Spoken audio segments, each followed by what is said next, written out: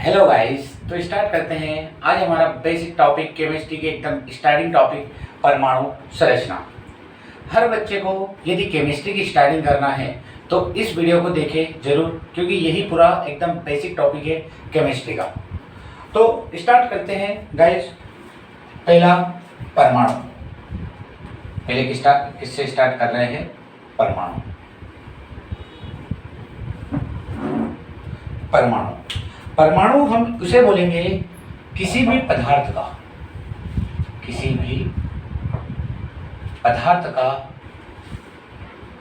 सबसे छोटा कण।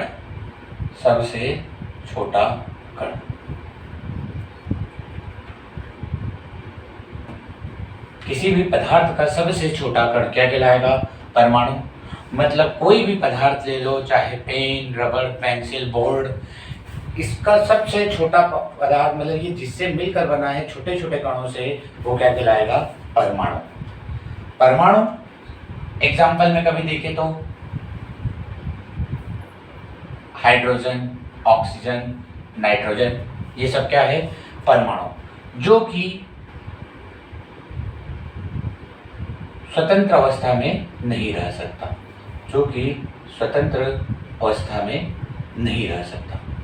स्वतंत्र अवस्था में नहीं रह सकता, क्या कहलाएगा? परमाणु। दूसरी बात करते हैं किसकी? अणु की। दूसरी बात किसकी कर रहे हैं अपन? अणु की। परमाणु से जो मिलकर बने उसे क्या बोलेंगे? अणु। परमाणु से जो मिलकर बनेगा उसे बोलेंगे अणु। जैसे हाइड्रोजन को कितने ले लिए? 2 H2, एक क्या हो गया? अणु। O कितने ले लिए? 2 O2, N2 Cl2, और कभी देखें तो F2। ये सब क्या है? अणु, जो कि स्वतंत्र अवस्था में रह सकता है।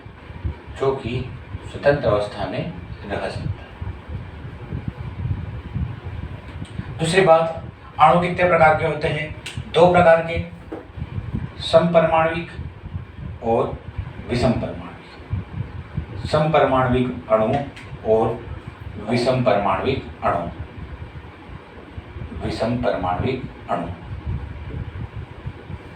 समपरमाणविक और विषमपरमाणविक अणु। समपरमाणविक जो समान परमाणुओं से मिलकर बनेगा उसे कौन सा अणु बोलेंगे? समपरमाणविक अणु। जैसे यहाँ पर H2, 2 हाइड्रोजन के परमाणु हैं, O2 Cl2। यहाँ पर जैसे देखें तो HCl, HNO3, H2SO4, ये क्या है? विषम परमाणविक अणु। मतलब जो अलग अलग परमाणुओं से मिलकर बनेगा उसे बोलेंगे विषम परमाणविक अणु। इतनी बात क्लियर गाइस? अगली बात करते हैं, ये समपरमाणविक हो गया, ये विषम परमाणविक हो गया। अगली बात करते हैं अपन परमाणविकता। इसकी बात कर रहे हैं परमाणविकता।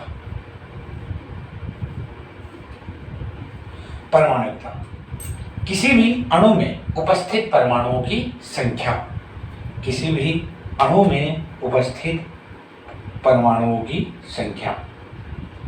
परमाणुओं की संख्या को ही क्या बोलते हैं? परमाणविकता। जैसे कभी बात करें तो H2SO4 की परमाणविकता बोलूँ तो सल्फर 1, ऑक्सीजन 4 और हाइड्रोजन 2। 4 और 2 6 और 1 7। H2SO4 की परमाणविकता कितनी हो गई? 7। HCl कितने अणु हैं? 2, मतलब 2। तो अणु में उपस्थित कितने परमाणु हैं वही उसकी क्या कहलाएगी? परमाणविकता। इतनी बात भी क्लियर हो गई होगी गाइस? इतनी बात यदि आपको क्लियर हो गई है तो अगली बात करते हैं अपन। अगली बात आती है आपकी परमाणविकता के बाद बात आती है परमाणु क्रमांक।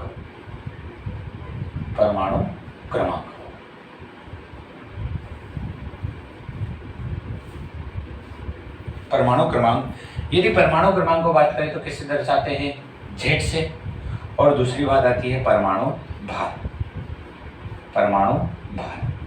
और परमाणु भार की अगर बात करें तो इसको दर्शाते हैं A से। परमाणु भार की बात करें तो उससे दर्शाते हैं A से, और परमाणु क्रमांक को दर्शाते हैं Z से। जैसे कभी बात करते हैं गाइस तो क्या होता है, किसी भी परमाणु में कौन उपस्थित होता है? नाभिक, और नाभिक के चारों ओर क्या होती है? कक्षाएं, और कक्षा में कौन घूमता है? इलेक्ट्रॉन। और नाभिक में जो बैठा रहता है वो कौन बैठा रहता है? प्रोटॉन और न्यूट्रॉन। और पूरे परमाणु का बाहर कहाँ पर स्थित होता है? नाभिक में। और नाभिक में कौन बैठा है? Proton plus neutron. तो किसी भी परमाणु में प्रोटॉन और न्यूट्रॉनों का योग, प्रोटॉन तथा न्यूट्रॉनों का योग क्या कहलाएगा? उसका परमाणु भार। क्या कहलाएगा? उसका परमाणु भार। और जो परमाणु क्रमांक होता है वो किसके बराबर होता है? नंबर ऑफ प्रोटॉन और number of electron. Number of proton और नंबर ऑफ इलेक्ट्रॉन। परमाणु क्रमांक, किसी भी परमाणु का जो क्रमांक होता है वो प्रोटॉन और इलेक्ट्रॉन की संख्या की क्या होता है? बराबर। जैसे एग्जांपल लें, मैंने लिखा 1H1, 1H1। तो हाइड्रोजन ये जो नीचे वाला होता है ये कहलाता है परमाणु क्रमांक, और ये जो पावर में ऊपर लिखा रहता है इसको बोलते हैं परमाणु भार।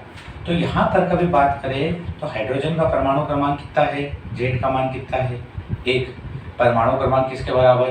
प्रोटॉन के बराबर। तो प्रोटॉन कितने हैं? 1। और यहीं पर कभी बात करें इलेक्ट्रॉन, तो इलेक्ट्रॉन कितने हैं? 1। बात करें परमाणु भार की, तो परमाणु भार को दर्शाते हैं A से, और इसका परमाणु भार कितना है? 1। बचा क्या? न्यूट्रॉन। और न्यूट्रॉनों की संख्या निकालना है तो परमाणु भार में से परमाणु क्रमांक को घटा दो, या परमाणु भार में से प्रोटॉनों की संख्या को घटा दो, क्योंकि परमाणु भार कितना है? 1, और प्रोटॉन कितने हैं? 1। तो यहाँ पर न्यूट्रॉनों की संख्या कितनी आएगी? 0। ये बात क्लियर हो गई होगी। जैसे एक एग्जांपल आपको दे रहा हूँ, Na1123, इसमें आपको करके देखना है। ठीक है गाइस।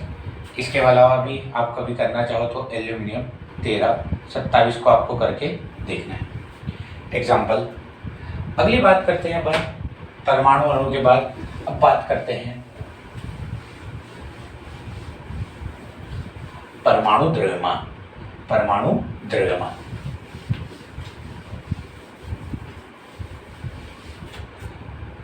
परमाणु द्रव्यमान की बात करें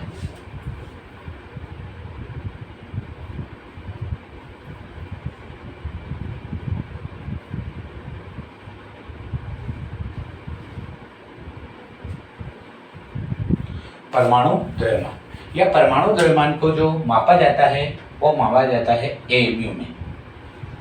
AMU। तो कभी AMU की डेफिनेशन की बात करें तो कार्बन 12 का 1/12वां भाग क्या कहलाता है? AMU। कार्बन 12 का 1/12वां भाग ये कहलाता है परमाणु द्रव्यमान इकाई या एटॉमिक मास यूनिट। किसी भी परमाणु का जो मास कभी ज्ञात करते हैं, भार ज्ञात करते हैं, तो किसको आधार माना जाता है? कार्बन 12। एक कार्बन का समस्थानिक होता है, और ऐसा नहीं है कि दूसरे यौगिकों को नहीं देखा गया समस्थानिक या फिर परमाणु भार ज्ञात करने में। कार्बन 12 के बहुत सारे यौगिक बनते हैं, इसलिए कार्बन 12 को आधार मानकर अपन क्या निकालते हैं? परमाणु द्रव्यमान। तो इसको कैसे समझते हैं एक बार देखते हैं। जैसे कार्बन की बात करें, कार्बन का परमाणु क्रमांक कितना होता है? 6, और परमाणु भार कितना होता है? 12। परमाणु क्रमांक 6, परमाणु भार 12। कार्बन के पास इलेक्ट्रॉन कितने हैं? 6। प्रोटॉन कितने हैं? 6। और न्यूट्रॉन कितने हैं? 6। 12 में से 6 है तो 6। कभी इलेक्ट्रॉन के द्रव्यमान की बात करो तो कितना होगा? 9.1 × 10 - 31 किलोग्राम, या फिर 10 के घात - 28 किलोग्राम। किलोग्राम से क्या हो जाएगा? ग्राम। प्रोटॉन की बात करो तो 1.67 × 10 की घात - 27 किलोग्राम, या फिर 10 की घात - 24 ग्राम। सेम टू सेम न्यूट्रॉन की बात करो तो 1.67 × 10 की घात - 27 किलोग्राम, और इसको ही क्या बोल सकते हैं? 10 की घात - 24 ग्राम। मतलब या तो ये किलोग्राम में ले लो या ग्राम में यूनिट ले लो। अब कभी मैं कार्बन की बात करूं तो कार्बन के पास यहाँ पर कितने भार हैं? 3 भार। कार्बन की बात करूं तो कार्बन के पास, कार्बन का मुझे कभी क्या निकालना है? भार। तो किसका किसका भार है? प्रोटॉन का भार प्लस किसका भार? न्यूट्रॉन का भार प्लस किसका भार? इलेक्ट्रॉन का भार।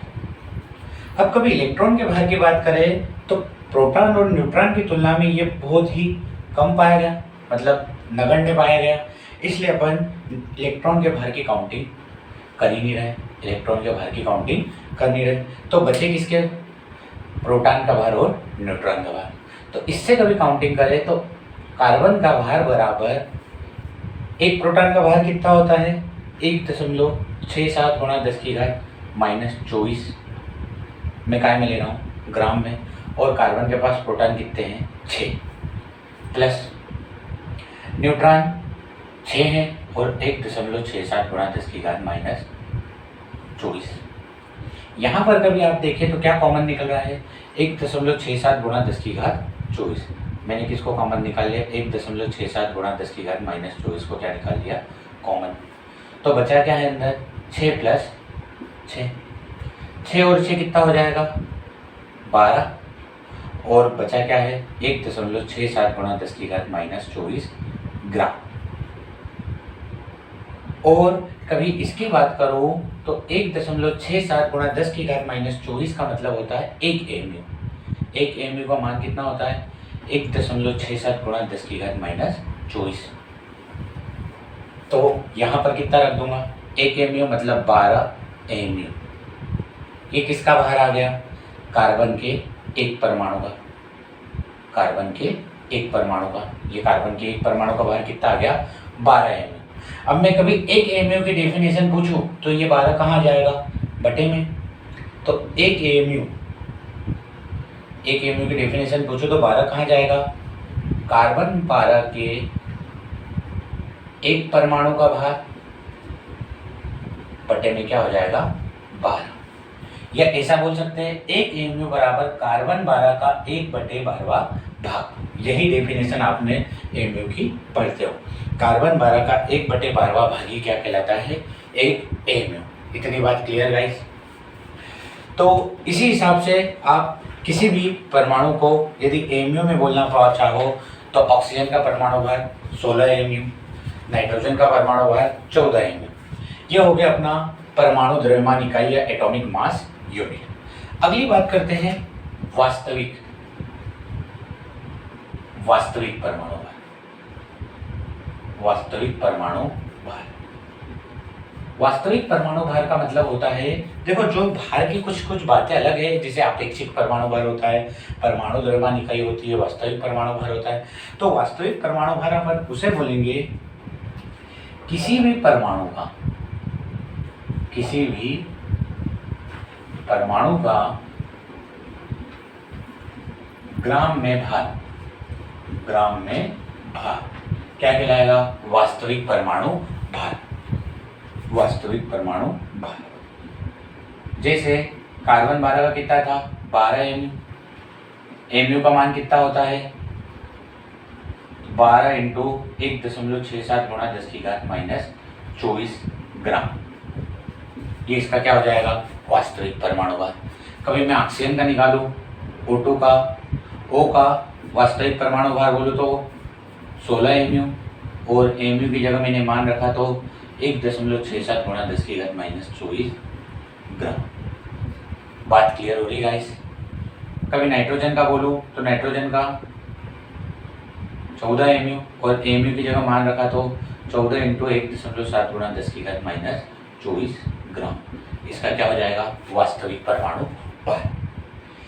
एक बात आती है इसमें ही आपकी अपेक्षिक परमाणु भार। अपेक्षिक परमाणु भार,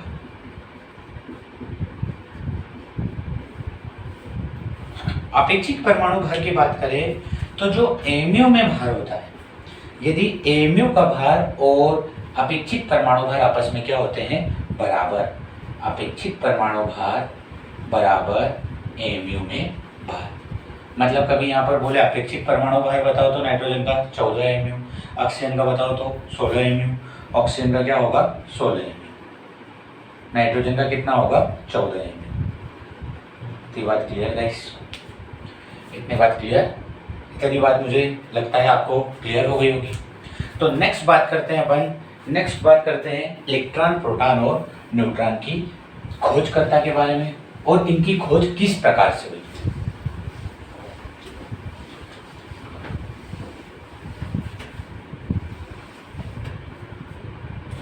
यदि इलेक्ट्रॉन, प्रोटॉन और न्यूट्रॉन की बात करें तो इलेक्ट्रॉन पर जो आवेश होता है वो कौन सा आवेश होता है, ऋण आवेश।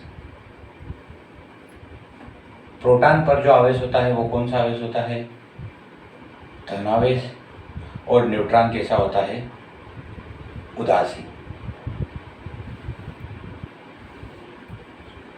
इलेक्ट्रॉन की खोज कभी बोले तो किससे हुई, कैथोड किरणों के रूप में, जो कि थॉमसन ने प्रयोग किया था।